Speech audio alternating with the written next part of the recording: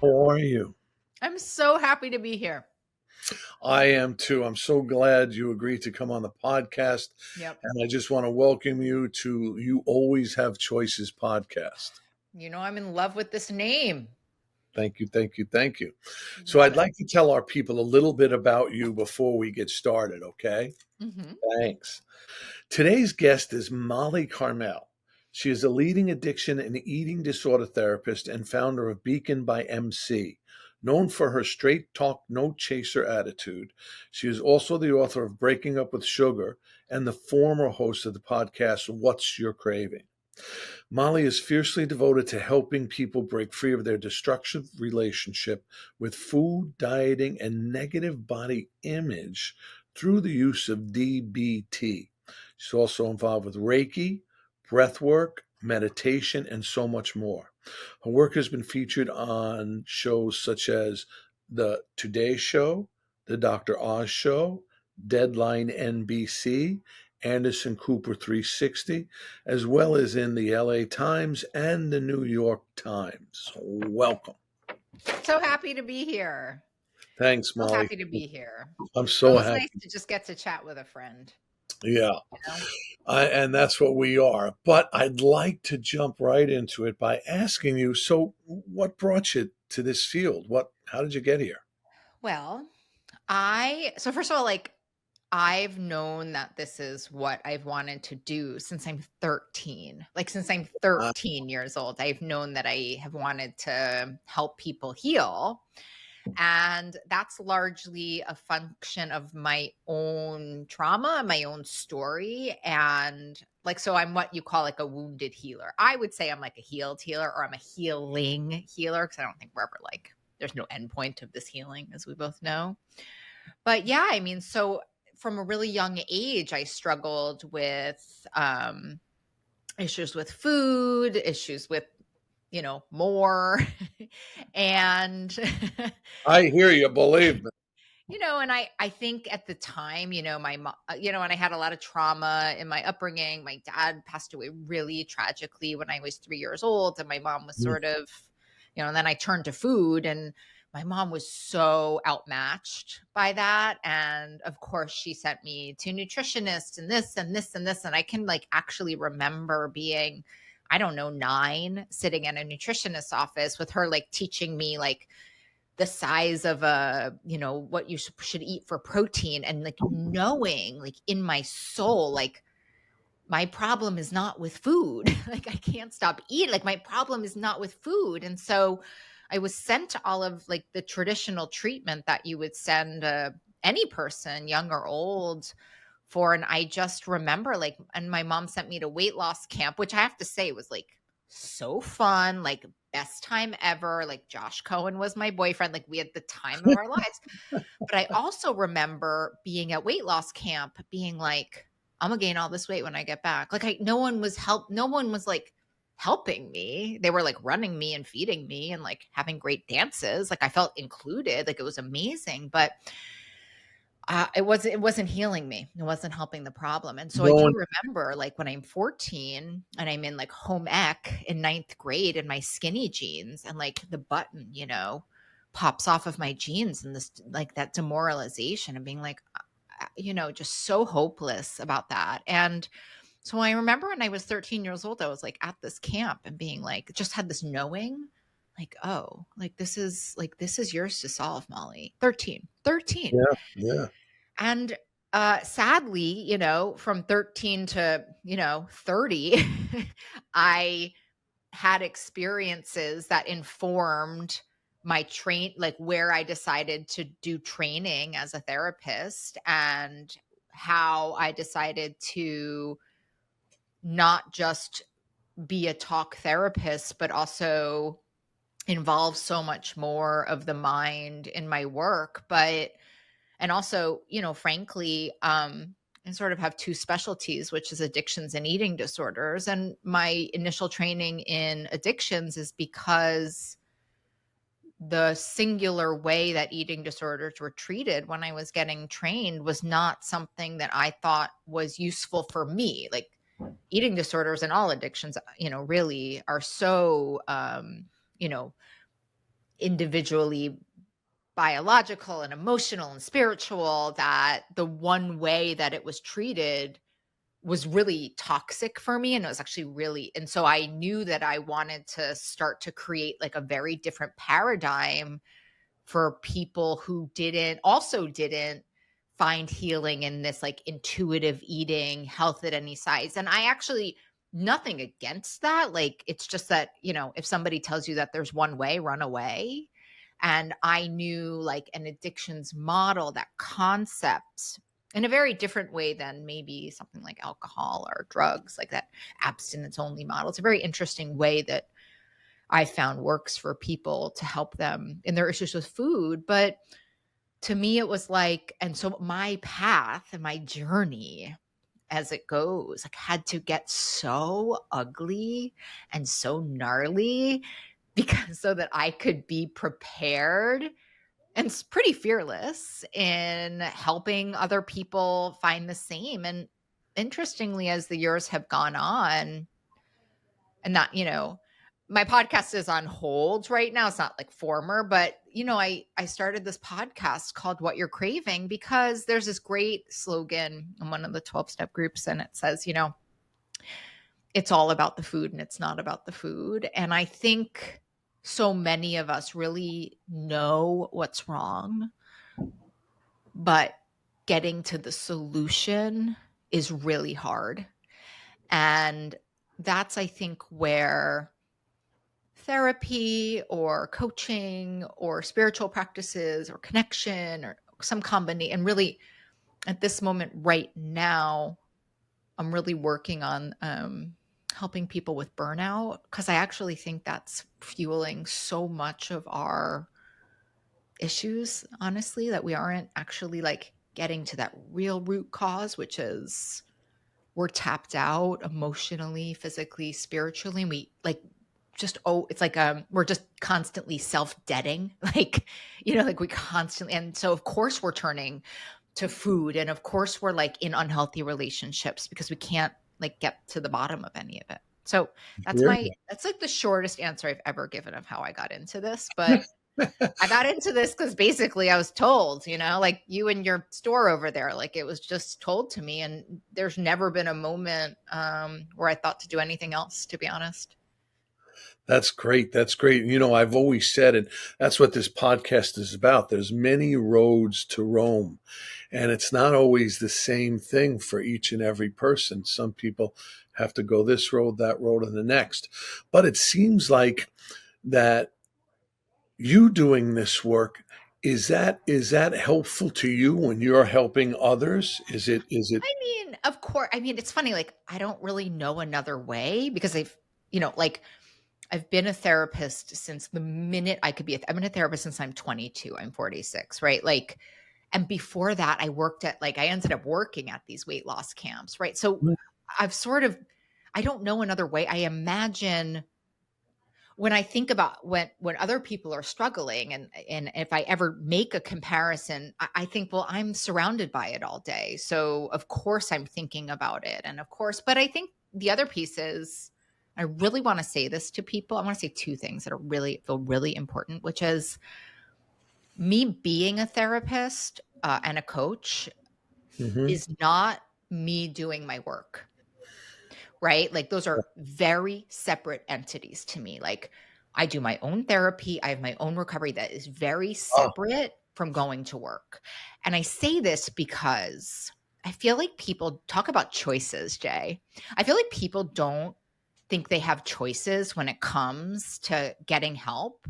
oh, And do I like, I agree have with you. never sat with a therapist in my life where I have not said to them, talk to me about your own self-care. Do you go to therapy? Like, and like, I don't think people even know they're allowed to do this. Like, if Mhm. your therapy isn't if your therapist or your coach is not actively seeking and healing themselves, I, I, I wouldn't engage in therapy with that person I personally. hear you. I hear you. It's like when I started my own journey, I remember someone that I looked up to, a spiritual leader in my own life.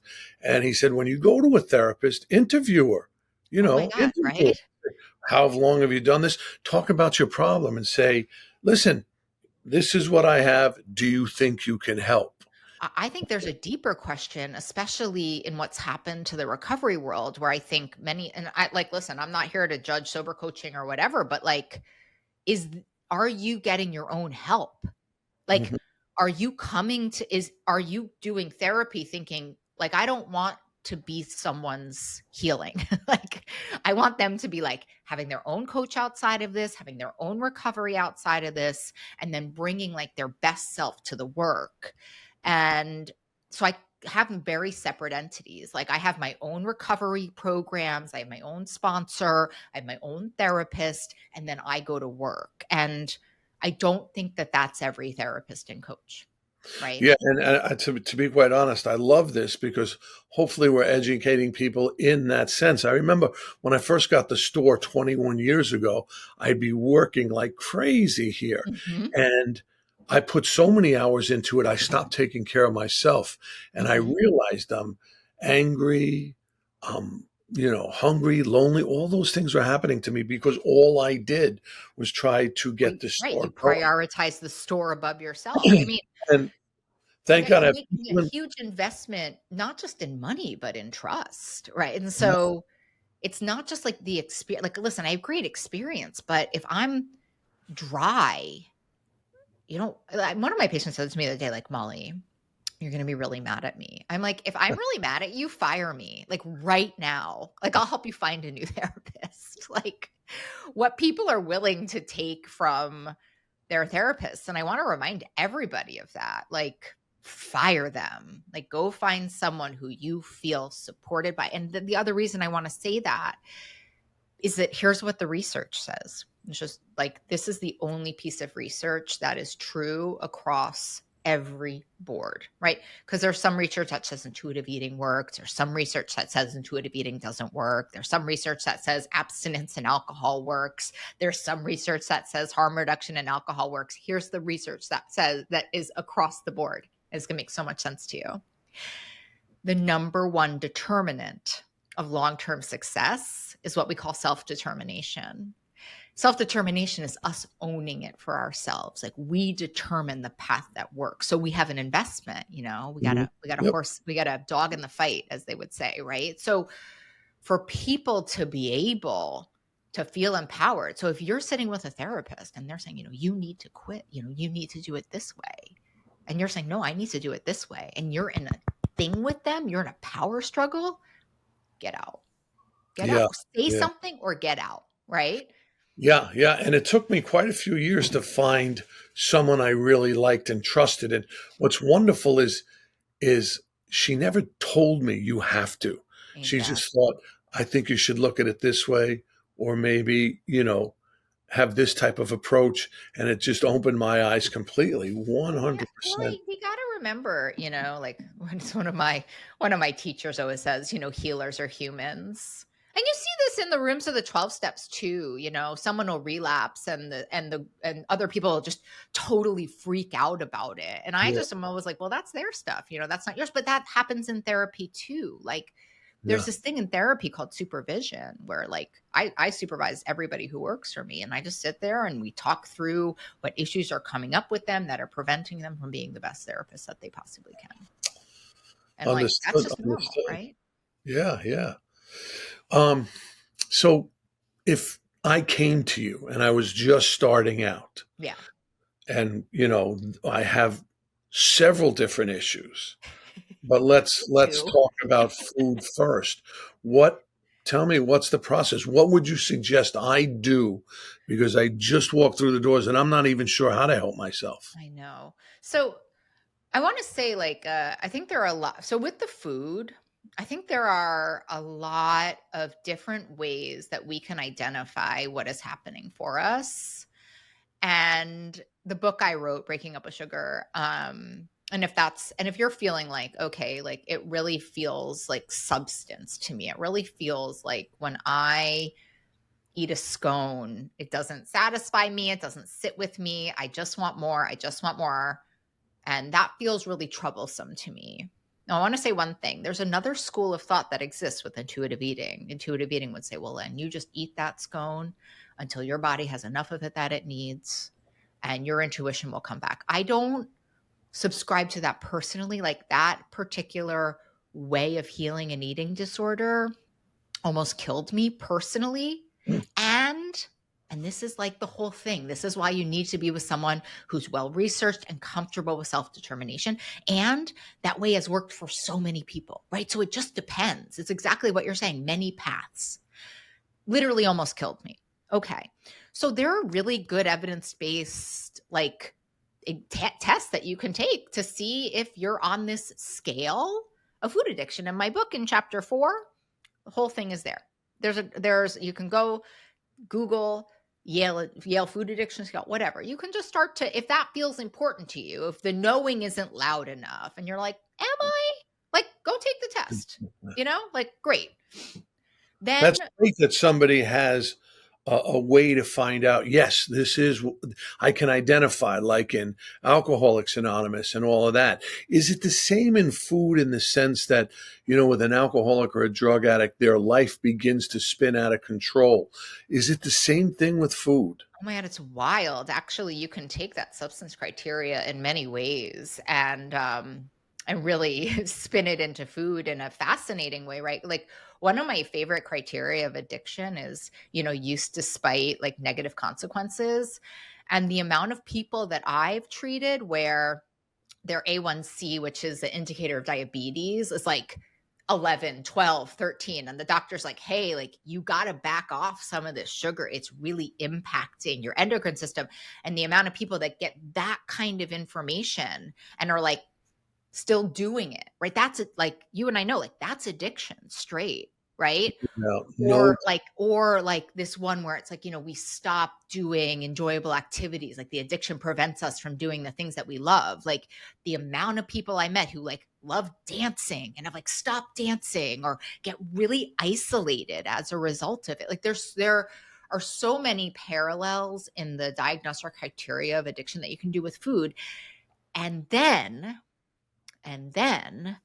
the solution is so different because you can't stop eating.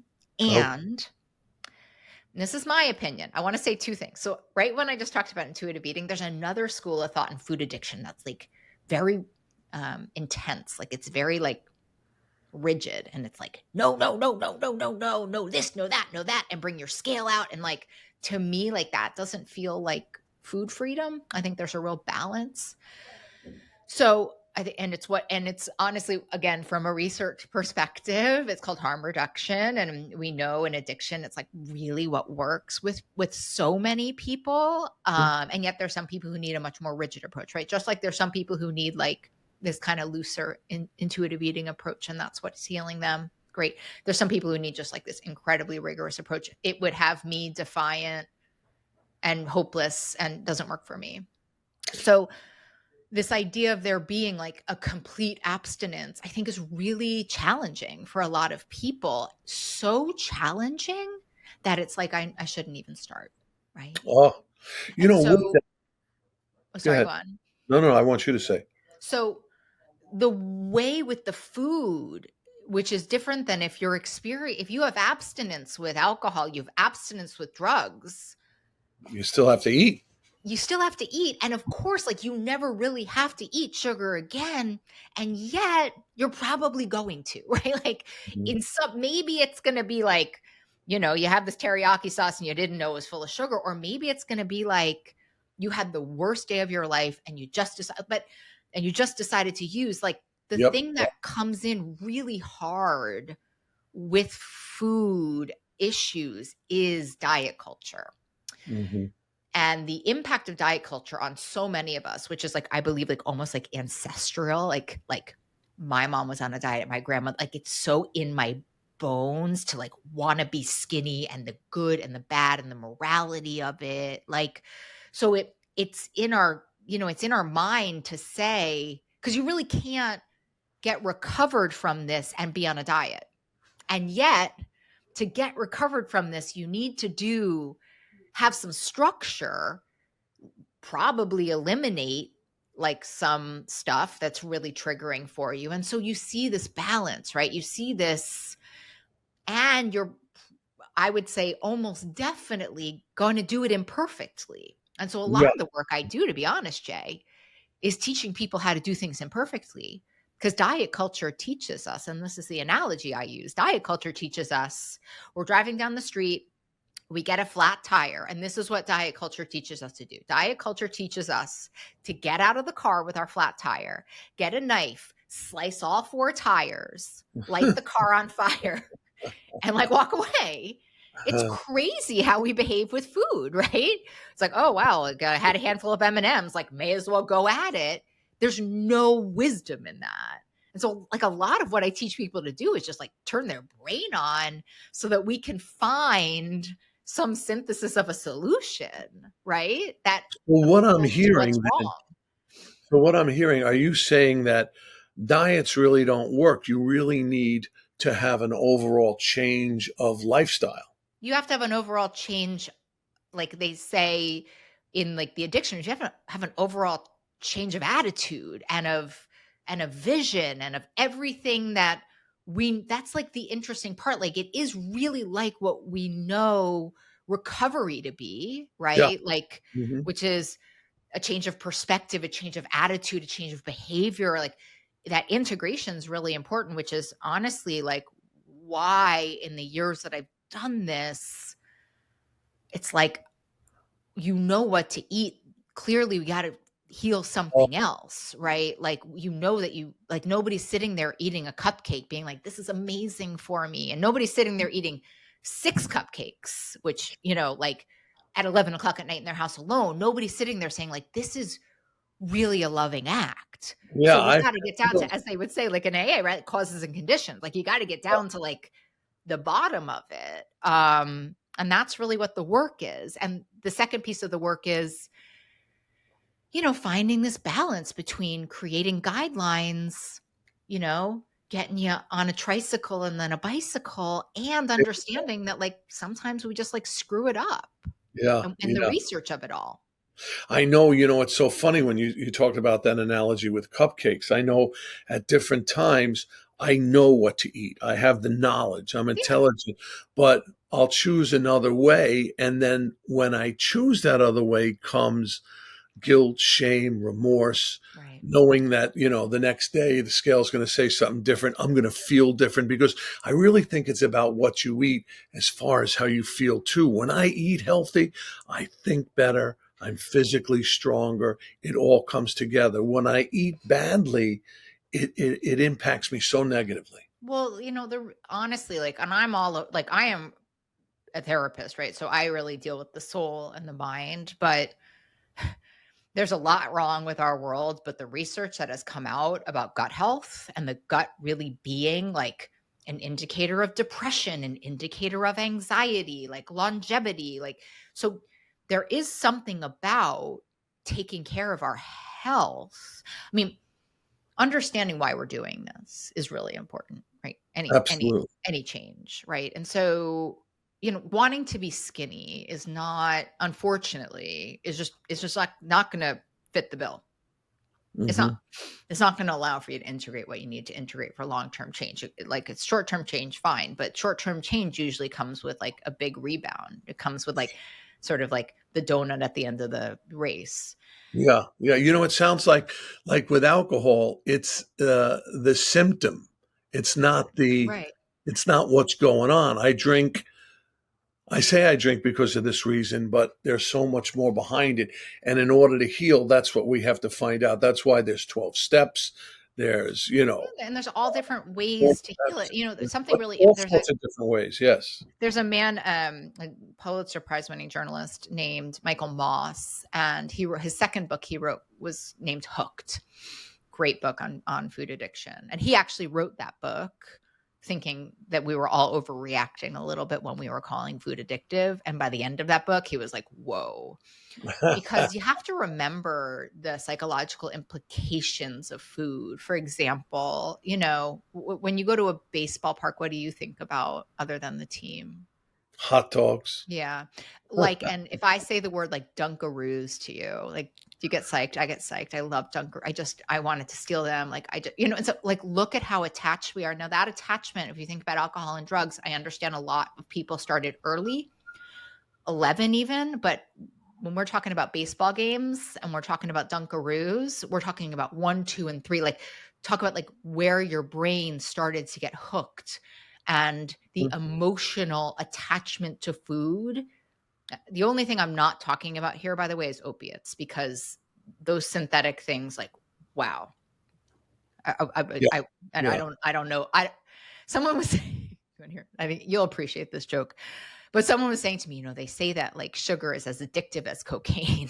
And I was like, then you've never done cocaine. Like, Very, very true. like I understand that theory, but like Yeah, we're talking about rats and like, I'm sorry, like it's yeah, just, there's yeah. nothing as addictive as cocaine and opiates, but food is very addictive. And I guess what I'm getting at is, the hill, we have to be treating this thing comprehensively for healing, because it isn't just about the food. Yeah, If it yeah. was, this thing would be healed. So, in this fast-paced world, and I even know myself, I love immediate gratification. Yeah, So when someone sits down with you and says, "Okay, this is my problem. Can you fix me? How long will it take?" I Is know. that because I want to be fixed right away? I hear I don't want you. to wait 5 years. I want to be fixed now. How do you let someone understand the process? I think there's sort of two things that come to mind, which is how long, well, three things, like, which is first of all, like, how long has the problem been going on? Usually when I'm talking to people, they're like 40 and this has been going on since 10. And there's that great Buddhist idea, right? 17 miles into the forest, 17 miles out. I mean, 17 miles into the forest, I think I can usually get us out in like, I don't know, like 8 miles. Like we can do it pretty fast.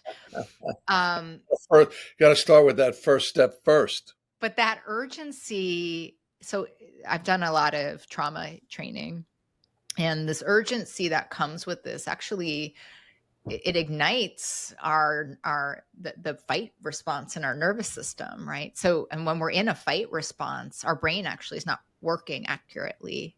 Our vision is skewed when we have that kind of urgency. So for me personally, I'm a little irreverent. I've been doing this a long time, and I'll say to people, I'm probably not the person you want to work with. If you're on that time frame, I can't I Okay. can't, I don't know that you and I should work together, because I'm not really, short-term solutions are not like, that feels malpracticey to me. Or do And they there's a work? lot of, and irreverently, I'll say there's a lot of people. There's a lot of coaches and a lot of personal trainers and a lot of therapists that will do macros with you and all of that. That's not what that's not where my specialty lies, Right.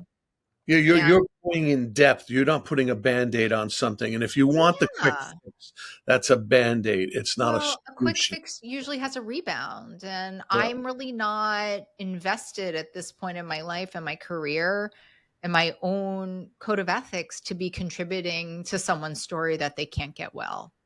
Okay. And I had a therapist say this to me once, which was very powerful, when I was screaming at him and doing my trauma work, saying exactly that, like, how long is this taking, Michael? This is taking too long.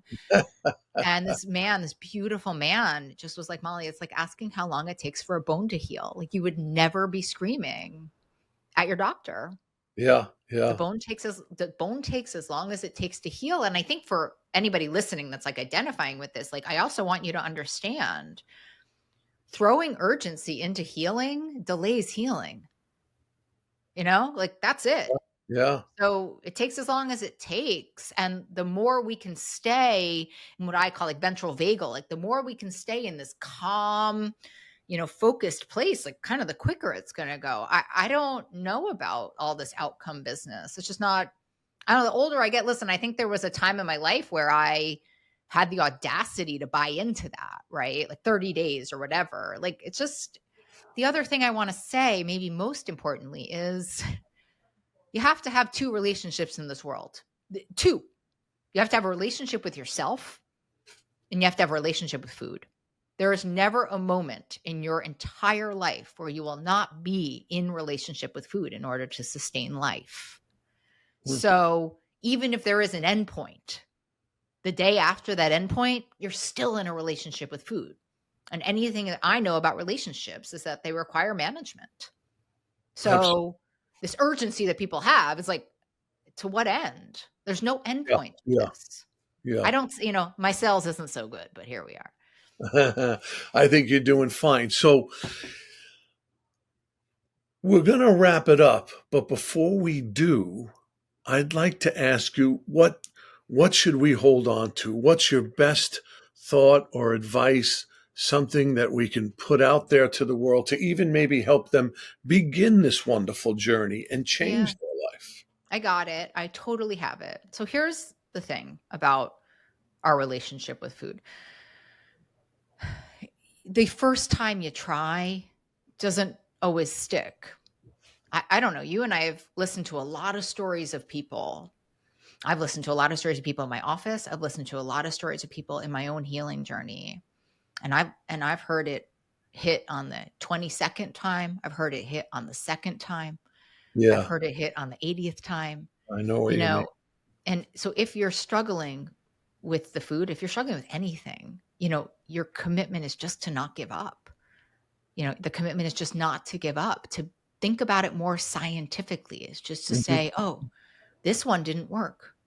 Let me get quiet. Let me take a breath. Let me ask for some help and let me see if there's somewhere else that I can heal, some other way that I can heal, right? Like my journey was treacherous and then treacherous.